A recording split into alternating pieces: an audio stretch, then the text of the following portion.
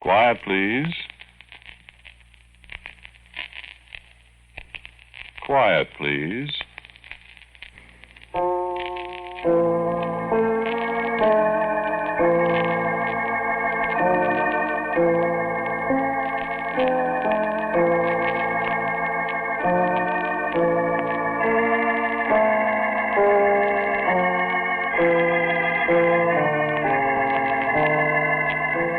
The American Broadcasting Company presents Quiet, Please, which is written and directed by Willis Cooper and which features Ernest Chappell. Quiet, Please for today is called One for the Book.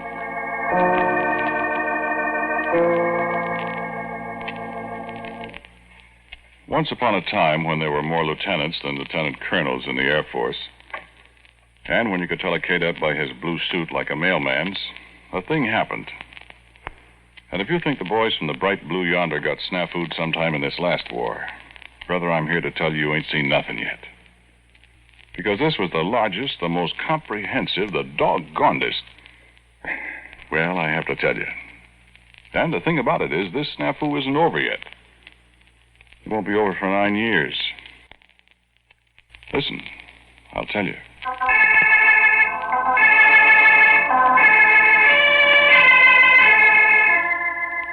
Ever hear of Muroc Dry Lake? Well, you go out San Fernando Road and you turn off at Fremont Pass onto 6 instead of going up over the ridge route. You go up through Mint Canyon, see, and on through Palmdale and Lancaster. And then you take a road off to the right by the SP station. After about 40 miles of Joshua trees, you get to Muroc, and a big, tough MP tells you, turn around and go back where you came from. Because that's where they got the jets, where guys are ringing them out so fast they sometimes get where they're going before they've started. And they tore up the welcome mat a long time ago. But back in the early part of 1937, well, it was kind of different. Muroc, which incidentally is not an Indian name, it's just the name Coram spelled backwards like on the radio. Coram Brothers was ranchers that owned a joint. And it's just what you think it is, the bottom of an old dried-up lake. It's flat as a billiard table, flatter than the one in the officers' club at Maxwell. And back in those days, you could take your car out in the middle and open her up to 80 and sit back and watch. Look, Mama, no hands. Which was quite a lot of fun till some newspaper guy blew a tire and did 108 snap rolls with it, with the customary results. Well, it ain't like that today. I mean, the lake's still there, but it isn't a lonesome place anymore. The lobo wolves and the coyotes and the rattlesnakes and the roadrunners have scrammed. They got an installation there that... Well, never mind. You're not going to see it, but it's a biggie. And the lake itself is about the biggest landing field in the world. You could set down anywhere, practically. Well, the Air Corps decided back in 1937 to have them a big air maneuvers there at Muroc. So in came about everything they had that could fly. Martin V-10Bs from Langley, P-26s from Selvage and Maxwell and Randolph, and a bunch of skinny blue things they called PB-2As that came from... I don't have any idea. And over at Marchfield at Riverside, they had a flock of A-17s, attack jobs, two-seaters that Northrop made. They had holes in their flaps, I remember. First ones to have holes in their flaps. And there was a lot of other miscellaneous stuff. It was quite colorful. P-26s painted OD. The bombers black and yellow. They all had yellow wings. The PB-2As were blue and the A-17s shiny Doral. Everybody had the red and white stripes on the rudder and the big old white star and a blue circle on the wings. Well, all 300 of them. All we had, practically, in 1937. And anti-aircraft, complete with the 1937 version of radar, a cluster of big horns on a trailer with a guy wearing earphones in the middle of them. You couldn't spit half a mile away if the horns was pointed at you on account of you bust the guy's eardrum. And there was a bunch of movie guys taking pictures. They had plenty of expense money. They didn't shoot crap so good. So, one way and another, it was quite a thing. And, brother, it was hot. Yeah, it still is. It'd get down to 40 or 50 in the early morning, and by noon it was up to 115 with the sun bouncing off that white lake bottom and mirages everywhere you looked. Well, I was a crew chief in a P-26 squadron from Selvage, see? Oh, excuse me, I didn't introduce myself. Westlake's my name. Max Westlake, Captain USAF. I was a staff sergeant in 1937. Up there at Muroc, I got acquainted with a guy. Of all things, a sergeant in an anti-aircraft outfit named Bill Carrant. And I remember how this snafu started. Bill and I were sitting in a bar in Lancaster one Saturday, drinking beer, listening to Pancho Barnes, God rest his soul, telling about buzzing a church steeple in Long Beach and a Jenny. And a couple of elements of B-10Bs went over.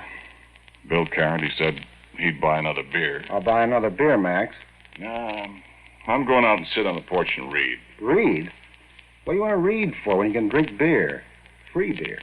Well, I found a couple of magazines. Let's see. Go on, drink your beer. Super science stories. Miraculous stories. You like that kind of junk? Well, what if I do? A lot of hooey. No, they're not. Guys flying rockets and taking off for the moon and malarkey like that. Yeah? Listen, in 20 years, the stuff in these books will be ancient history. What do you mean? In 20 years, people will be flying rockets. In 20 years, they'll be writing the same kind of guck, and people will be flying old-fashioned airplanes, Bud, and we'll be shooting them down. You wait and see. Yeah. In another 20 years, rocket planes will be going so fast you won't be able to see them, much less shoot them down. How fast?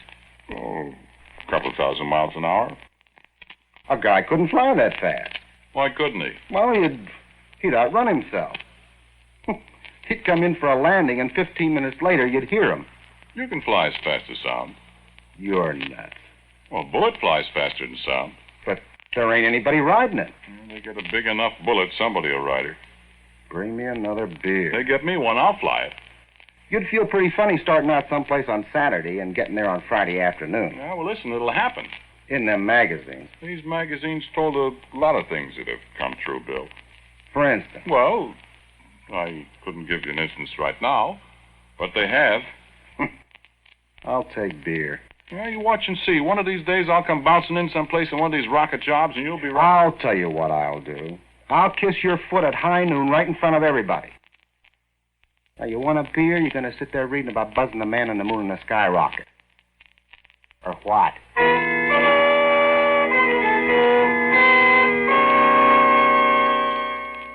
I did both.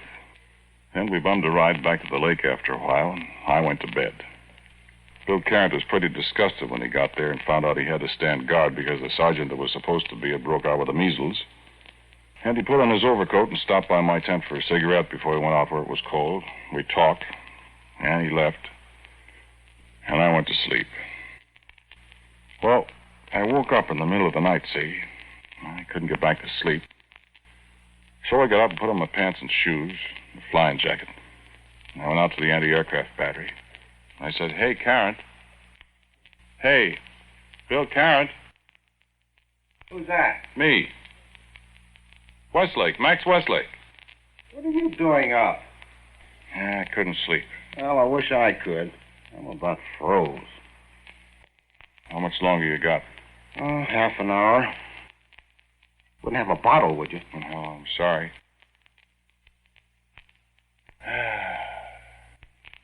Gee. Pretty night, ain't it? I'll give it to you.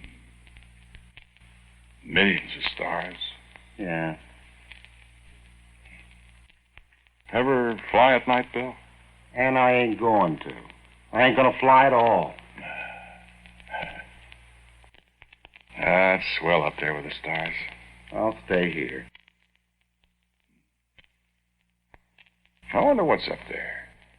I got no curiosity at all. Yeah. I'm going to find out some one day. In your skyrocket? Well, probably. What was that? Search me. Sounded like it came from up there. Probably one of your skyrockets. Well, I don't think there's anybody up tonight. I don't see anything. I wonder what it... Hey. What? Look up there. Where? Right there by the Big Dipper. What is it? I don't see anything. Say, you know what that is? That's a parachute. Voyage. Say, that's what it is. Only that's the biggest. Parachute. There goes the searchlight. They saw it over at A Battery. Gosh, that is a big one. Yeah. Wonder who it is. That's a funny-looking thing. Looks like a box or something. It looks like part of an airplane. There goes the crash truck. I didn't see any airplane, Bill. Maybe it was one of your skyrockets. Shut up. Give me your field glasses. He's gonna hit awful hard. Give me the glasses. Oh! Oh, he sure did. Yeah, that's part of an airplane, Bill. They're pulling a guy out of it. In some kind of funny suit. What, soup and fish? That's kind of like a diver's suit, kind of like a space flyer's suit. I know where he came from. Where? He bailed out of Goofy Stories magazine.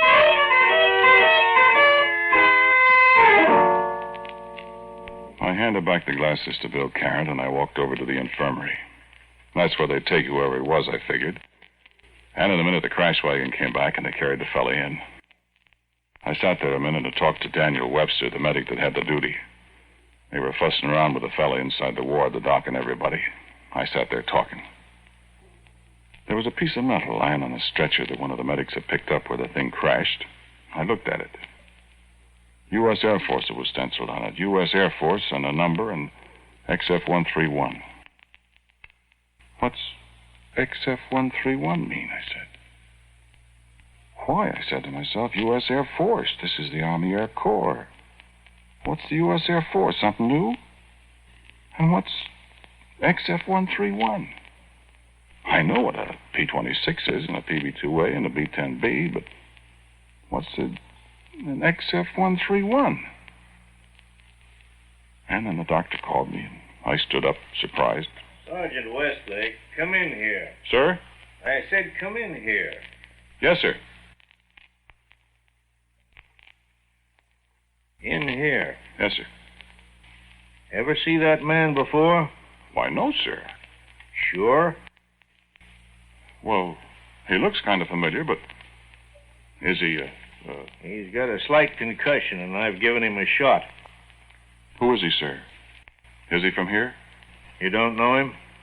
Why, no, sir, but he sure looks familiar, but... What's your first name, Sergeant? Sir? Your first name. Oh, Max. Hmm. What's the matter, sir? Sergeant, that man's name is Max Westlake, too. Huh? Only he's a major in the United States Air Force. What do you make of that, Sergeant? Hey?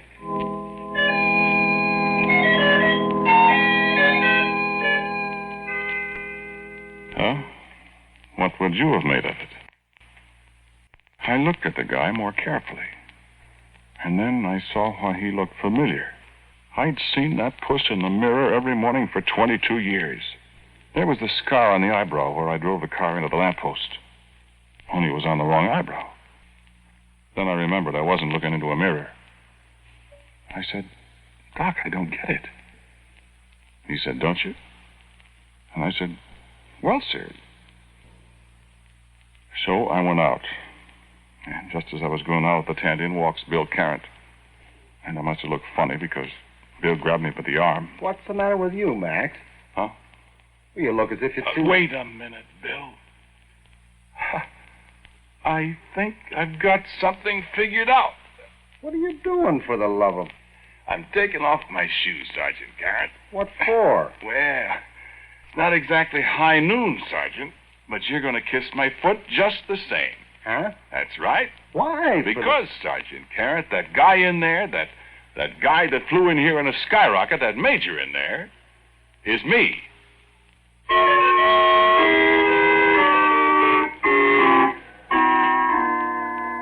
And so the snafu began.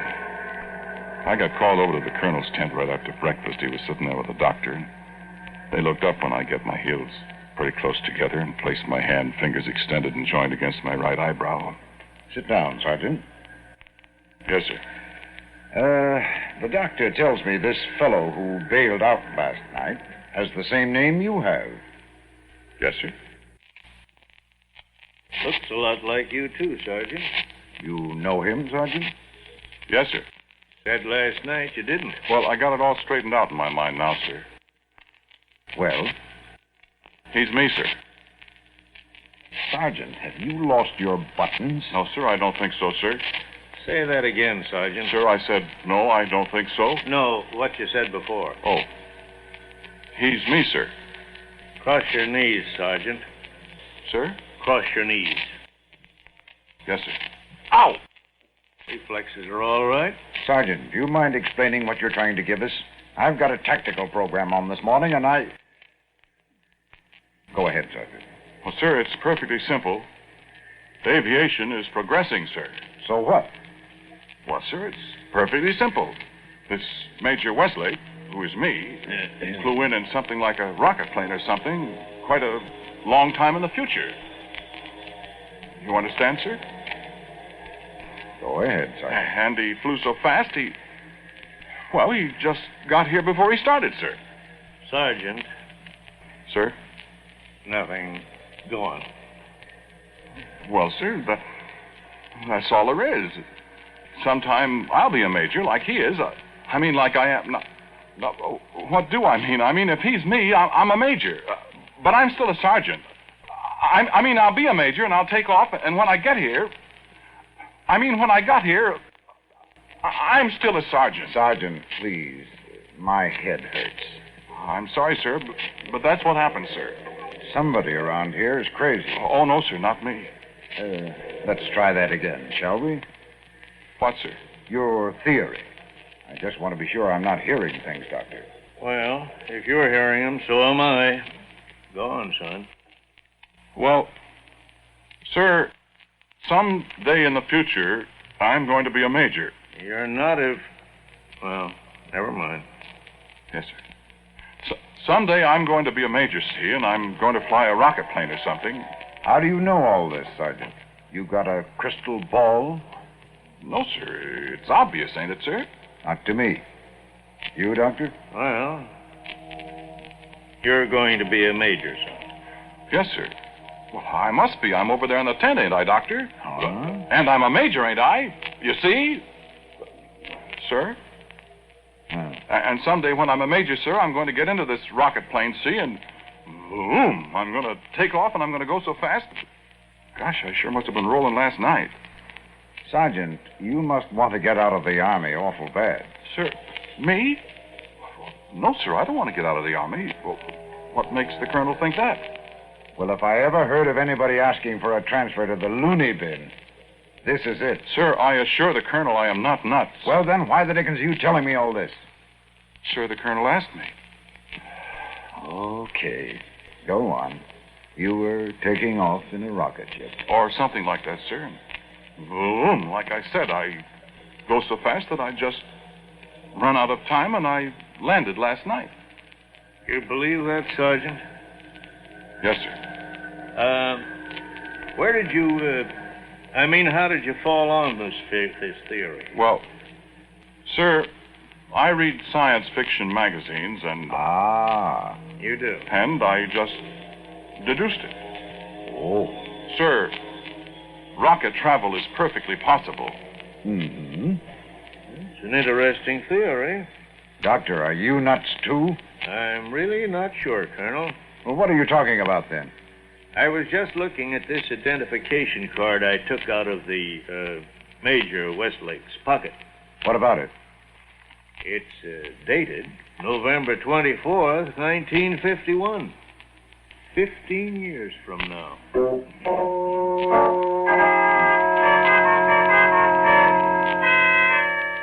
Snafu and snafu and snafu. The colonel, we didn't have any guardhouse or anything. He confined me to my tent.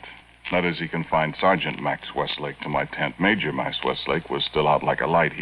He couldn't talk. And me, I didn't have anybody to talk to, but I thought.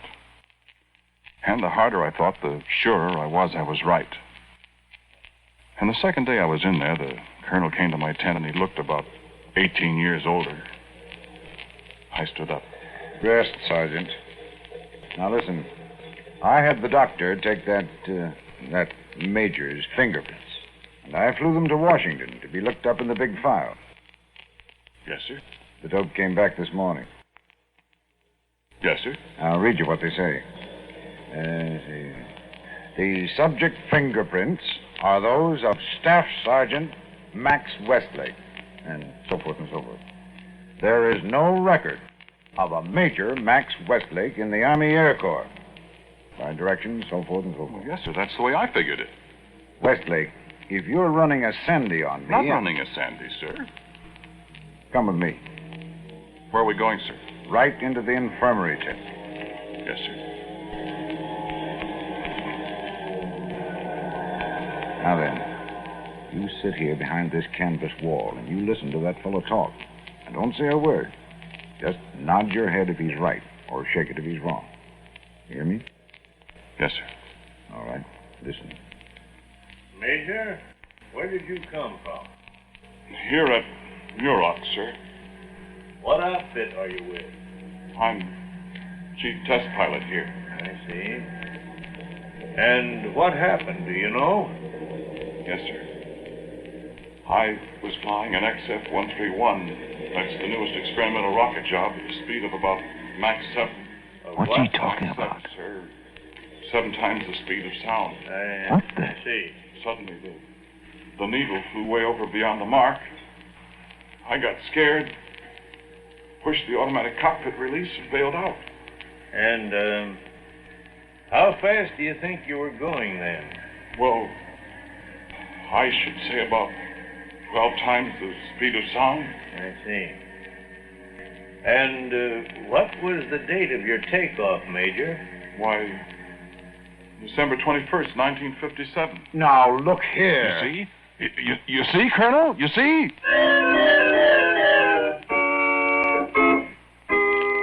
Snafu. Wow. Tarfu. Fubar.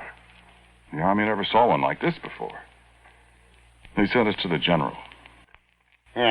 Sit down, gentlemen. Yes. Yes, sir. Now, Westlake, Yes, sir. Yes, sir. your brothers? No, sir. No, sir. Now, just a minute. Just a minute, I mean. Westlake, Yes, sir. Yes, sir. stop. Yes, sir. Yes, sir. Sergeant Westlake, Yes, sir. who is this Major Westlake? He's me, sir. Sergeant, We can't prove otherwise, General. That will do, Colonel. Yes, sir. Now, Major Westlake, who is this sergeant? Sir, I don't know. Well, isn't he your brother? No, sir. Well, who is he then? Answer me. Sir, I think he's me. Doctor, are these men crazy?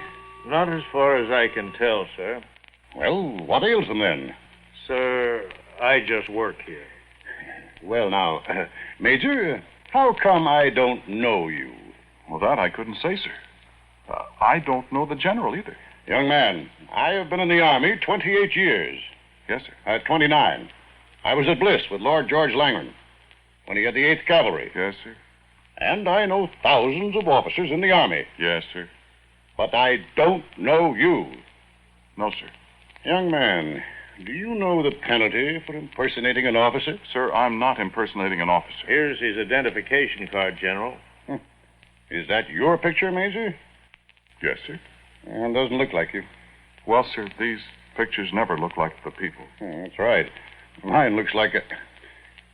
Well, this seems to be an order, all right. It is, sir. I know that. Are those your fingerprints? Yes, sir.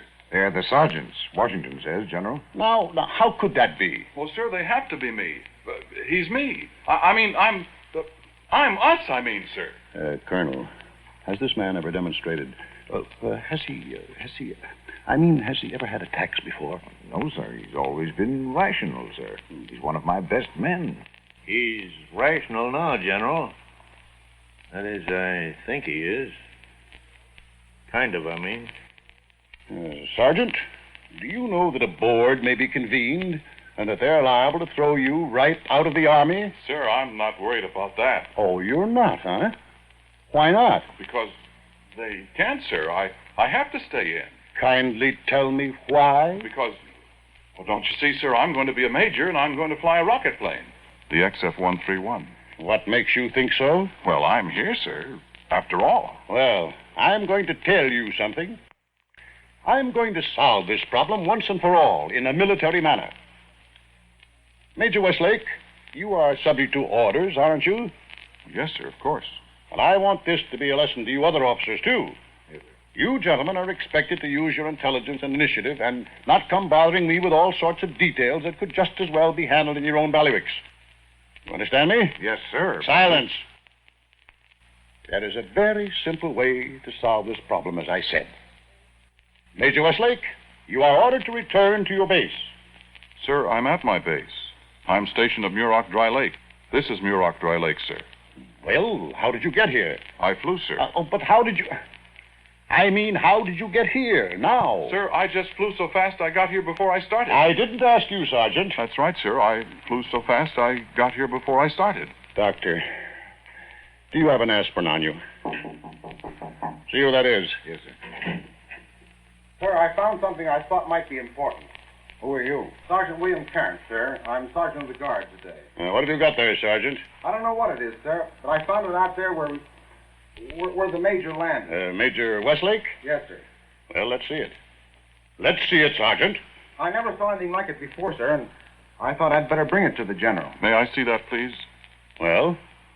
It's my Mach meter, sir. Your what? Mach meter, sir, an instrument that measures speed. Sergeant Westlake, please. Excuse me, sir. That's what it is, General. It measures speed in terms of the speed of sound. Mach 1 is sound speed. Mach 2 is twice the speed of sound. Let's see it. Very curious. Yes, very, very curious. All of a sudden, it got jammed, General. You see the needle is jammed way over here on the pin? It indicated probably 12 times the speed of sound, and that was awful fast, so I bailed out. See if I can't unjam the needle. There's a ratchet underneath, sir. Oh, I see, yeah. It's like a speedometer, isn't it? It turns hard. There. Hey, where did Major Westlake go? Why, he was right here. I saw him. I seen him, sir. I was looking right at him. When you turned the thing meter back, he just turned all transparent, and then he disappeared. What? Sir, I think the general just unscrewed him right back where he came from.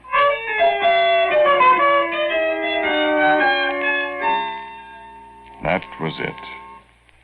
The general turned the Mach meter backward, and that's all. But I like to never got out of all that snafu. Well, I'm a captain now, and it's only 9 more years, and I'll be a major. And I'll fly an XF-131 here at Muroc, and my Mach meter will go haywire, and... My gosh, have I got to go through all that again?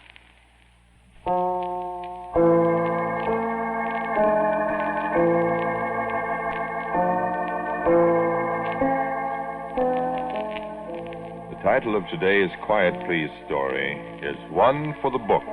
It was written and directed by Willis Cooper, and the man who spoke to you was Ernest Chappell. And Dan Sutter played Sergeant Carrant.